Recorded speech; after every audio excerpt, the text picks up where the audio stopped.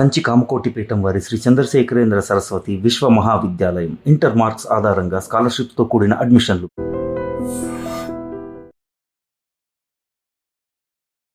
నమస్కారం, welcome to I dream. ధర్మ మార్గం విత్ విజిత కార్యక్రమానికి స్వాగతం.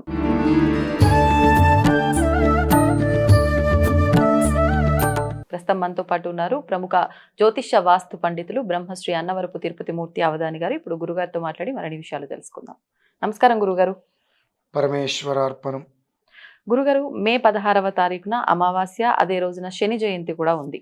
మరి శని జయంతి అనగానే ప్రతి ఒక్కరికి గుర్తొచ్చేది శనీశ్వరుడి వల్ల చాలా రకాల ఇబ్బందులు మేము పడుతున్నాము. ఏలినాటి శని అని, అష్టమ శని అని, అర్ధాష్టమ శని అని చెప్పి ఆ పీరియడ్ వాళ్ళ జాతకంలో నడుస్తుంది అన్నప్పుడు పడే ఇబ్బందులు చాలా ఘోరంగా ఉంటాయి. మరి అటువంటి వాళ్ళు ఈ రోజున ఏ రకంగా ఉపయోగించుకోవచ్చు? ఈ బాధల నుంచి విముక్తి పొందాలి అనుకునే వాళ్ళకు ఏదైనా పరిహారం ఉంటే వివరించండి. తప్పకుండా. ఓం శమగ్నిరగ్నిభిస్కరచ్ఛన్నస్తపతు సూర్యః శం వాతో వాత్వరప అపశ్రిధః. అందరికీ అర్థం కావాలి అని ఒక ఉద్దేశంతో శని జయంతి అనేటువంటి పదం వచ్చింది. శనేశ్వరుడికి చాలా ప్రీతికరమైనటువంటి రోజు ఆ రోజు. ఎందుకని ప్రీతికరం ఆయనకి? కొన్ని విధానాలు అనుసరించినప్పుడు ఎప్పుడైతే కనుక పూర్వాభాద్ర నక్షత్ర గమనం నుంచి వచ్చేటువంటి ఒక మొట్టమొదటి స్థిరవారం, అంటే హనుమత్ జయంతి తర్వాత వచ్చేటువంటి స్థిరవారం ఏదైతే ఉంటుందో అది ఆయనకి చాలా ప్రీతికరమైనటువంటిది. అంటే ఆయన బయటపడింది ఆంజనేయ స్వామి వల్ల. ఆయన చాలా అత్యంత ప్రమాదంలో ఉన్నటువంటి వ్యక్తి, బంధింపబడ్డాడు. ఆయన బంధింపబడింది ఆంజనేయ స్వామి వారి వల్ల. కనుక ఆ హనుమత్ జయంతి తర్వాత వచ్చేటువంటి ప్రాథమిక శనివారం ఏదైతే ఉందో అది చాలా ప్రీతికరంగా ఆయన చేస్తారు. దానికి ఇంత వివరణ అందరికీ తెలియదు, చెప్పిన అర్థం కాదు. కనుక శని జయంతిగా దాన్ని తీసుకుని రావడం జరిగింది. అంటే మారు విధానంలో వస్తుంది. అయితే శని అనగానే మనం పీడ పిశాచం అనుకుంటాం, చాలా క్రూరుడు, మహా మంచివాడు కాదు అని చెప్పి. నవగ్రహాలలో శని చేసే మేలు ఎవరు చేయరు. చాలా అద్భుతమైనటువంటి మేలు చేశాడు. ఒక మనిషికి మేలు జరిగింది అంటే దానికి శని కారకుడు. కీడు జరిగిందన్నా శని కారకుడు కావచ్చేమో, కానీ మేలు జరిగిందంటే మాత్రం ఆయనే కారకుడు. ఎందువల్లంటే శని ధర్మాన్ని అనుసరించి ఉంటాడండి. మనం ధర్మంగా ఉంటే మనకు ఆయన ఎప్పుడు మంచిగానే ఉంటాడు. మనం ఆలోచనలు శని అంటే మనకు మంచి చేయడు, చెడు చేస్తాడు. మనకు జరిగేటువంటి చెడుకి శనిని చూపిస్తున్నాం, మనకు జరిగేటువంటి మంచికి మాత్రం ఆయన్ని మనం సూచించట్లా. ఆ స్థితి నడుస్తుంది. కాబట్టి శని అంగానే భయపడతారు. చాలా అంటే చాలా వెన్నపూస కూడా పొయ్యి మీద పెడితేనే కరుగుతుంది. మా శనికి అక్కర్లా, ఆయనకి నమస్కారం చేస్తే చాలు, ఆయన ఆనందపడిపోతాడు. అంతటి సాత్వికుడు శనిగ్రహం. అయినప్పటికీ ఎవరి భయాలు వాళ్ళకు ఉంటాయి. ఎప్పుడూ కూడా శనిని మనం ఆరాధిస్తూ ఉండాలి. అది ఏ వారమైనప్పటికీ కూడా ఆయన ఎంతగా ఆరాధిస్తుంటే అంత మంచిది.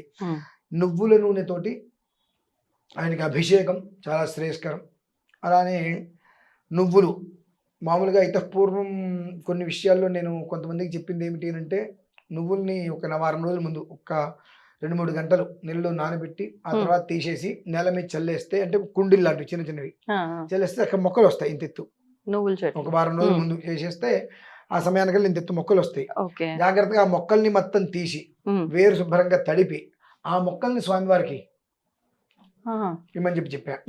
కొన్ని చోట్ల అయితే నాకు బాగా అత్యంత సన్నిహితంగా ఉన్నటువంటి ప్రాంతాలలో ఆ శనికి చుట్టూత, ఆ విగ్రహం చుట్టూత మట్టి పోసేసి దాని మీదే నువ్వులతోటి, ఆ నువ్వుల చెట్ల మధ్యలో శనేశ్వరుడు ఉండాలి. ఎంత పచ్చగా మనం చూసామో అంత పచ్చటి జీవితం మనకి ఇస్తాడని చెప్పి అవి కొన్ని చోట్ల అవి చేయిస్తున్నాం. ఎంత సక్సెస్ఫుల్ గా వాళ్ళందరి లైఫ్లు నిలబడ్డాయో తెలుసు. ఇవి చేయడానికి మనిషికి శరీరం సహకరించడండి. ఒళ్ళు బద్ధకం అనేటువంటి వీటిలో వచ్చేస్తాయి.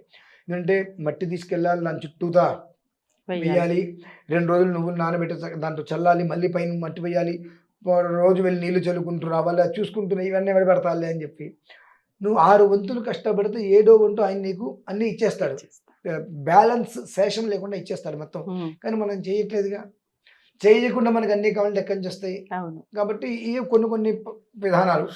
మరికొంతమందికి ఒకవేళ ఏదైనా సమస్యలు బాగా జటిలంగా ఉండి ఇబ్బందికరంగా ఉంది, పైకి రాలేకపోతున్నారు, వృద్ధి చెందలేకపోతున్నారు, ఏ రకంగా అయినా ఆటంకాలతో ఇబ్బంది పడిపోతున్నారు అన్నప్పుడు జాకెట్ ముక్కలు ఉంటాయి కదండి, నలుపు లేదంటే నీలం, ఆ జాకెట్ ముక్కల్ని ఒక 4 అంగుళాల ముక్క 4x4 మన అరచేతంత ముక్కని ఓకే. కట్ చేయించి అందులో అన్ని నువ్వులు ఉమ్, వేసి వాటి దగ్గరికి 4 అంచుల దగ్గర తిప్పేసేస్తే మనకి ఉల్లిపాయ బాంబులాగా ఇస్తారు చిన్నప్పుడు మనం కొట్లో కొనుక్కునే వాళ్ళని దీపావళప్పుడు కింద టాప్ అని కొట్టడానికి వీలుగా ఉండేవి. ఆ రకంగా వాటిని దారం చుట్టేసి తయారు చేసుకొని నువ్వుల నూనెలో ఒక 19 ఉమ్. నానబెట్టేసుకొని అలాంటి మూటలు 19 చేయాలి. 19 19. మామూలుగా అయితే కనుక బాగా దోష ప్రభావం అంటే 19 బాగా విపరీతమైన దోషం ఉంది మృత్యుప్రదంగా ఉంది అనుకుంటే ఈ నువ్వుల క్వాంటిటీ ఎన్ని? నార్మల్ గా కొన్ని. అన్ని నువ్వులు ఓకే, ఒక స్పూన్. అన్నీ ఇది 19 చేయాలి వాస్తవానికి అయితే Okay. విపరీతమైన ధోరణిలో ఉంది అన్నప్పుడు. లేదు అన్నప్పుడు ఒక 19 తీసుకొని శుభ్రంగా మూట కట్టేసేసి ఒక దాంట్లో పెట్టేసేసి నువ్వుల నూనె పోసి నానబెట్టేయాలి. నానబెట్టేసిన తర్వాత చక్కగా ఒక మూకుడు అందులో ఒక వత్తి ఒకటి పెట్టి వెలిగించి ఆ వత్తి పట్టుకొని 19 ప్రదక్షిణాలు ఆ ప్రమిదతో సహా అది పట్టుకొని ప్రమిదలా పట్టుకొని 19 ప్రదక్షిణాలు చేసే ప్రమిదని పక్కన పెట్టేసేయాలి. తర్వాత ఇంకొక దాంట్లో ఇంకొక వత్తి వెలిగించి మళ్ళీ 19 ప్రదక్షిణాలు తీసి అందులో వేసేయాలి. అలా 19x19 ప్రదక్షిణాలు. అన్ని జ్యోతులు వెలిగించట్లేదు, ప్రదక్షిణాలు అయినా చేస్తే. ఇప్పుడు కాదండి, ఇప్పుడు ప్రమిద మార్చాలి, దీపం మార్చాలి, ఇలా అదే నూనెలో ఒత్తి మార్చి మళ్ళీ వెలిగించమంటున్నారా? ఇప్పుడు ఇంత దాని నిండా పెట్టేస్తాం, 19 పెట్టేసి పక్కన పెట్టేస్తాం. అవును. ఇంకొక చిన్న ప్రమిద ఇంకొక మూగుడు తీసుకొని ఇందులోంచి ఒక వత్తి అందులో పెట్టి వెలిగిస్తాం. ముందు 19 సార్లు చేస్తాం, చేసి పక్కన పెట్టేస్తాం దాన్ని. అది కంప్లీట్ గా పక్కన పెట్టేసేసి ఇంకొక దాంట్లో ఇంకొకటి వెలిగించి 19 చేసి ఈ దీపాన్ని మాత్రమే అందులో పెడతాం. దీపాన్ని అందులో పెట్టి దీన్ని ఒకసారి తుడి చేసేసి మళ్ళీ అది తుడవకుండా చేస్తే ఎంగిలవుతుంది. కాబట్టి ఒకసారి దాన్ని ఒక చుక్క నీళ్ళు తుడి చేసేసి మళ్ళీ ఇంకొక వత్తి పెట్టి అలా మాకు అంటే ఒకవేళ శారీరకమైన శ్రమ ఎక్కువగా ఉంటుంది, మేమంత చేయలేకపోతున్నాం అన్నప్పుడు 19 ఒకేసారి. ఇదేంటంటే ఇక ఆల్టర్నేటివ్ ఆప్షన్, అంతే, ఇంకొక ఆప్షన్. ఇది చేయకపోవటమే ఉత్తమం. ఎందువల్లంటే 19 ఒకేసారి వెలిగించి మీరు 19 ప్రదక్షిణాలు చేస్తే చేయకాల్సిందని కూడా అంటారు, మంట ఎక్కువ వస్తుంది కదండి. అవును. కాబట్టి అలా చేసుకొని ఆ స్వామివారి అనుగ్రహం తీసుకొని మనకు చిమ్మిరి ఉండలు, నల్ల నువ్వులు, బెల్లము కలిపి దంచి రోట్లో కాకుండా అదే మిక్సీలో కాకుండా రోట్లో దంచి చిన్న చిన్న రౌండ్గా ఉండలు చేసి 19 ఆయనకి నివేదన పెట్టి నమస్కారం చేసుకోగలిగితే ఆ రోజు మీకు ఎక్కడైనా ఏ రకమైన చిన్న చిన్న భయాందోళనలు ఉండి ఇది జరుగుతుందో లేదో, ఇది ఎట్లా ఉంటుందో ఏంటో అనేటువంటిది ఆలోచనలు ఉన్నా, శత్రువుల నుంచి ఏదైనా ఇబ్బంది వస్తుంది, ఏం చేద్దామన్నప్పటికీ కూడా ఎదుటి వాళ్ళ నుంచి మనకు నెగిటివ్ వస్తున్నాయి, మనం చేసే ప్రతి ఒక్కటి మనకు పాజిటివ్ రాకుండా నెగిటివ్ వస్తున్నాయి, మంచికి పోతే చెడు ఎదురైనట్టుగా ఇటువంటివి ఏదైనా వస్తున్నాయి అనుకున్న వాళ్ళు ఈ యొక్క చిన్న పరిహారంతో పూర్తిగా అందులోంచి బయటపడిపోయి వెళ్ళేటువంటి ప్రతి చోటుగా కూడా దారి వాళ్ళకి ఏర్పడుతుందమ్మా. ఎలా అయితే కనుక శ్రీకృష్ణ పరమాత్మని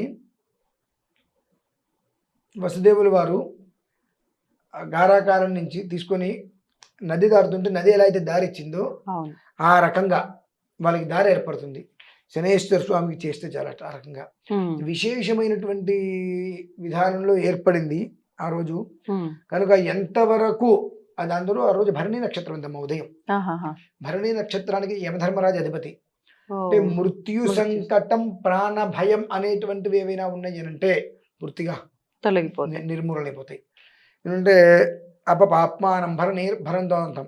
ఈ భరణి నక్షత్రానికి అధిపతి ఎవరు అంటే యమధర్మరాజు. యమధర్మరాజు ఎవరంటే మళ్ళీ శనేశ్వరుడికి అగ్రజుడు. కనుక ఆయన్ని ఆ నక్షత్రం రోజు నాడు ఈయన్ని ఆరాధించినప్పుడు ఆయన సంతోషపడతాడు. ఆయన సంతోషపడి మృత్యుప్రదమైన దోషం నుంచి వాళ్ళకి దూరం తీసుకొస్తాడు. కాబట్టి ఆ శనివారం రోజు నాడు శనికి చాలా అంటే చాలా అత్యంత ప్రీతికరమైనటువంటి రోజు కాబట్టి ఆ విధానాన్ని అనుసరించడం చాలా శ్రేయస్కరం. మేము మా పీఠంలో ఒక రీతిలో విధానాన్ని అయితే అనుసరిస్తున్నాము. ఎవరికి అంటే పెద్దగా చెప్పదలుచుకోలేదు, ఒక కొంచెం క్లుప్తంగా కొంతమందితోటి పూర్తి చేయాలని మేము చేస్తున్నాము. కానీ ప్రతి మనిషికి తెలియాలి కాబట్టి ఈ వీడియో ద్వారా అందరికీ తెలిసి ఎక్కడైనా సరే ఇంట్లో అయినా నవగ్రహాల ఆలయంలోకైనా వెళ్ళి ఈ ఒక్క విధానాన్ని అనుసరించుకున్న తర్వాత ఒక 19 రోజుల తర్వాత వాళ్ళు ఖచ్చితంగా కామెంట్ చేస్తారు, మేము ఆ రోజు అమావాస్య రోజున ఇలా చేశాము, మాకు ఇలా జరిగింది, ఇలా ఉన్నాం అనేటువంటి విషయం ఖచ్చితంగా కామెంట్ చెప్తారమ్మా. పోనీలేండి, సంతోషమే కదండి అనుకున్న పని జరిగితే. అదేగా. ధన్యవాదాలు గురువు గారు. పరమేశ్వర తవ్వండి, తవ్వుతున్న శివలింగం. సరే దాన్ని అట్లా కప్పేసేయండి, చూపించదండి. Krishna is there. మూర్తి పూజ కాదు, సాక్షాత్ బ్రజేంద్ర నందన భగవాన్ ఉన్నారు మూర్తిలో. ఏమీ ఆశించకుండా ఆరాధించే వాళ్ళు కూడా ఉన్నారా ప్రభుజీ? నిజమైన భక్తి అంటే మనకు తెలియదు కాబట్టి